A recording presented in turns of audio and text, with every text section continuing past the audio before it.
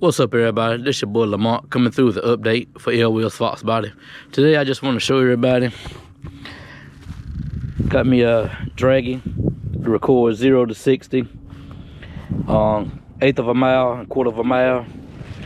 You just stick it on your car and you download the app and it tells you your times and stuff like that.